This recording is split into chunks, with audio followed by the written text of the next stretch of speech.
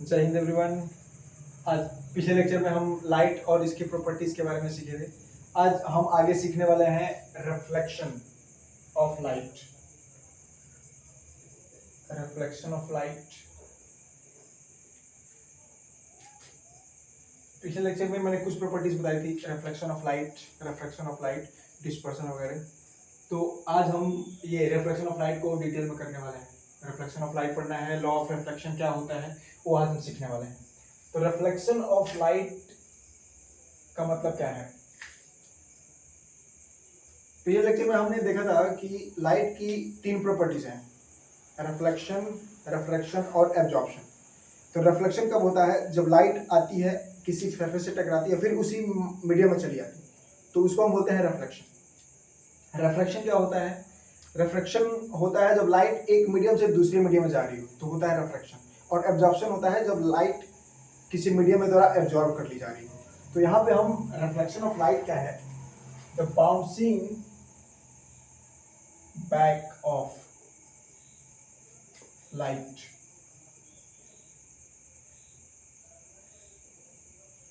into same medium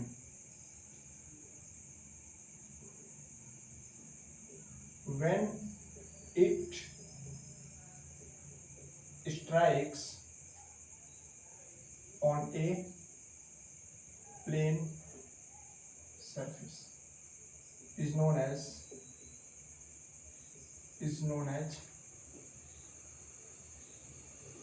reflection of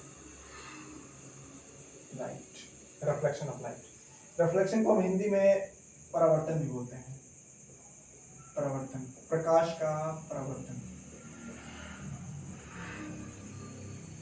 अब इसको हम एक डायग्राम से समझते हैं कि ये होता क्या है। हमारे पास ये है प्लेन सरफेस, इसको हमने कर दिया प्लेन, इसको पॉलिश कर दिया गया है।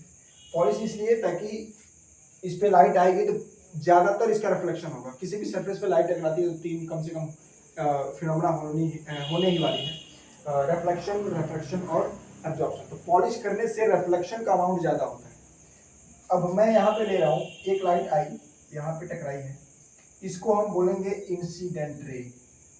इंसिडेंट रे जिस पॉइंट पे आकर टकराएगी उस पॉइंट को हम बोलेंगे इंसिडेंट पॉइंट। इंसिडेंट पॉइंट, इसका एक और नाम है, कहीं कहीं किसी बुक में लिखा होगा point of incidence. Point of incidence, ठीक है। और इस पॉइंट पे, इस सरफेस पे, जो हमारा ये बाउंड्री है, सरफेस की बाउंड्री, एक हम इस पे एक नॉर्मल खींचते हैं इस बाउंड्री के परपेंडिकुलर। नॉर्मल और इंसिडेंट रे के बीच का जो एंगल होता है उसको हम डिनोट करते हैं आई से, और आई को हम लिखते हैं angle of incidence. Angle of incidence मतलब लाइट कितने एंगल पे आके टकराई है फ्रॉम नॉर्मल। ये वाला कौन सा लाइन? नॉर्मल, इमेजिनरी लाइन है ये वाला, इमेजिनरी नहीं है, ये इमेजिनरी को हम डॉटेड से दिखाए हैं। एंगल ऑफ इंसिडेंस, इसका एक और नाम है इंसिडेंट एंगल भी कहीं कहीं बोलते हैं, इंसिडेंट एंगल। कहीं कहीं न्यूमेरिकल सॉल्व करेंगे तो उसमें ये मिल जाएगा। अब जितने एंगल से ये आके टकराएगा, नॉर्मल पे आके टकराएगा, उतने एंगल से ये निकलेगा। इसको बोलते हैं आर, और इसको हम बोलेंगे, चूंकि रिफ्लेक्शन हुआ है इसलिए हम इसको बोलेंगे रिफ्लेक्टेड रे। Reflected ray.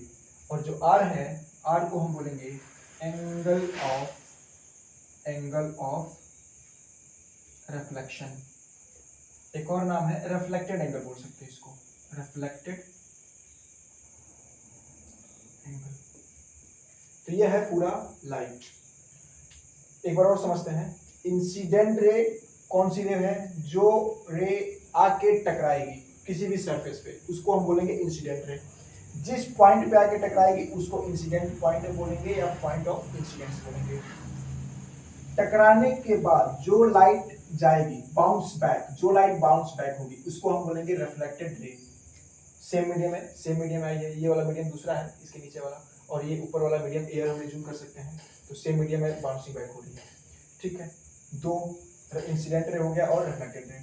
अब हम समझते हैं नॉर्मल क्या है। नॉर्मल क्या है, जिस पॉइंट पे टकरा गए, मतलब इंसिडेंट पॉइंट पे इस बाउंड्री के परपेंडिकुलर एक इमेजिनरी लाइन हमने खींचा होगा, उसको हम बोलेंगे नॉर्मल। आई और आर क्या है, नॉर्मल और इंसिडेंट रे के बीच का जो एंगल है उसको हम बोलेंगे आई। आई से डिनोट करेंगे, एंगल ऑफ इंसिडेंस बोलेंगे उसको। नॉर्मल और रिफ्लेक्टेड रे के बीच का जो एंगल होगा उसको हम आर से डिनोट करेंगे और उसको बोलेंगे एंगल ऑफ रिफ्लेक्शन या रिफ्लेक्टेड एंगल। अब आगे हम समझते हैं कि अब ये रिफ्लेक्शन ऑफ लाइट। अब अगला है इसी से related laws of reflection. Reflection होता है, फिजिक्स पढ़ रहे हैं तो ये किसी न किसी लॉ पे काम करेगा रिफ्लेक्शन। तो इसके लॉज क्या है, लॉज, पहला लॉ क्या है, incident ray, reflected ray and normal at the point of incidence. एक बार और सुनते हैं, incident ray, reflected ray, normal at the point of incidence, all three lies in the same plane. Incident ray, reflected ray, normal at the point of incidence, all lies in the same plane. तीनों एक ही plane में होते हैं, पहला। दूसरा, angle of incidence and angle of reflection are always equal. Angle of incidence and angle of reflection are always equal. ये दोनों हो गए हमारे लॉज ऑफ रिफ्लेक्शन में, ठीक है। तो यहाँ से रिफ्लेक्शन ऑफ लाइट और लॉज ऑफ रिफ्लेक्शन बहुत ही इंपॉर्टेंट टॉपिक है दोनों। ये दो टॉपिक और आगे के दो टॉपिक हम रिफ्लेक्शन में पढ़ेंगे, उसमें भी ऐसा ही कुछ रहता है, रिफ्लेक्शन ऑफ लाइट रहता है और लॉज ऑफ रिफ्लेक्शन रहता है। तो इन चार टॉपिक में से एक टॉपिक हर साल सीबीएसई बोर्ड के एग्जाम में या तो यूपी बोर्ड के एग्जाम में पूछना ही पूछना होता है, ठीक है। तो यहाँ से हम ये चीजें सीखे हैं, लॉज ऑफ रिफ्लेक्शन और रिफ्लेक्शन ऑफ लाइट। आगे हमारा टॉपिक है इसी पे बेस्ड, रिफ्लेक्शन ऑफ लाइट पे मिरर कैसे काम करता है, ठीक है। तो मिरर हम समझते हैं।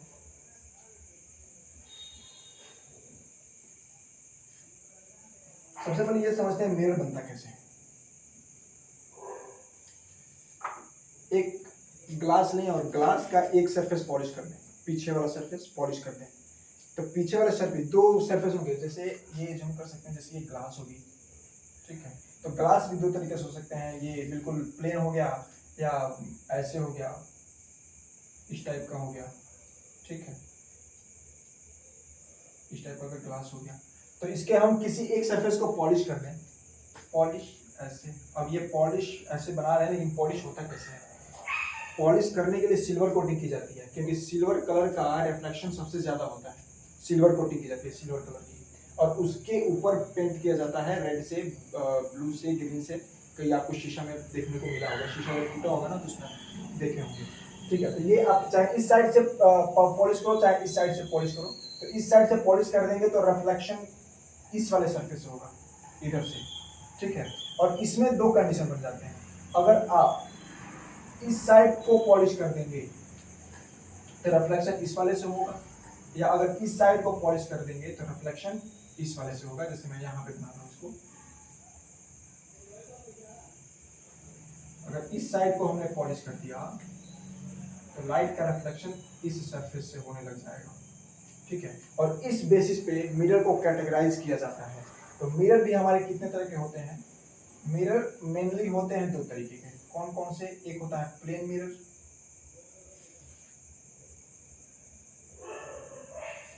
और एक होता है स्फेरिकल मिरर, जैसा कि आपको ऊपर फिगर में दिख रहा होगा, स्फेरिकल मिरर।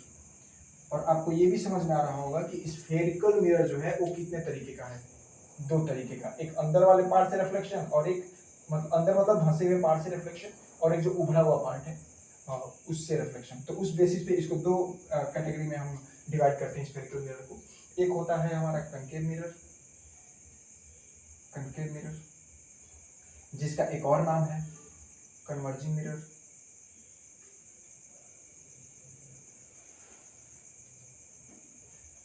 कनकेव मिरर, इसका एक और नाम है कन्वर्जिंग मिरर। और स्फेरिकल मिरर का जो दूसरा पार्ट है उसको हम बोलते हैं कॉन्वेक्स मिरर, कॉन्वेक्स मिरर। और कन्वेक्स मिरर को हम बोलते हैं डाइवर्जिंग मिरर, डाइवर्जिंग, ठीक। अब इसका नाम कैसे पड़ा है ये समझ लेते हैं। प्लेन मिरर तो सीधा सीधा दिख रहा प्लेन है, तो इसलिए उसका नाम हो गया plane mirror. Spherical mirror sphere की तरह है, कर्व्ड है, तो कर्व्ड में दो तरीके का हो गया, कनकेव और कन्वेक्स। कनकेव का मतलब होता है जो अंदर से धंसा हुआ टाइप का, तो धंसा हुआ टाइप से क्या होगा, रिफ्लेक्शन। कन्वर्जिंग इसका नाम क्यों है, कन्वर्जिंग इसलिए कि लाइट जब यहाँ से पैरेलल आएगी, हम आगे देखेंगे कैसे वो उसका इमेज फॉर्मेशन होता है, तो हम वहां से हम समझ जाएंगे। कन्वर्जिंग मिरर का मतलब यह है कि लाइट जब आएगी दोनों साइड से तो एक जगह इकट्ठी होगी। आगे हम लेक्चर में सारा कुछ क्लियर हो जाएगा। कन्वेक्स मिरर क्या है, ये है कन्वेक्स मिरर। कन्वेक्स मिरर इसको क्यों बोल रहे हैं, क्योंकि जो उभरा हुआ पार्ट है ना, इसमें तो धंसा हुआ है और इसमें उभरा हुआ पार्ट है, तो इस पार्ट से रिफ्लेक्शन हो रहा है, उभरे हुए पार्ट से, इसलिए हम इसको कन्वेक्स मिरर बोल रहे हैं। डाइवर्जिंग क्यों, क्योंकि लाइट इस वाले में आ रहा है तो कन्वर्ज होगा, एक जगह इकट्ठा होगा, लेकिन इस पे आके टकराएगा अगर लाइट तो फैलेगा। डाइवर्ज मतलब होता है फैलना, इसलिए हम इसको बोल रहे हैं डाइवर्जिंग मिरर। ओके, तो आज के लेक्चर में बस इतना ही। थैंक यू सो मच, फिर मिलते हैं नेक्स्ट लेक्चर में। Okay bye.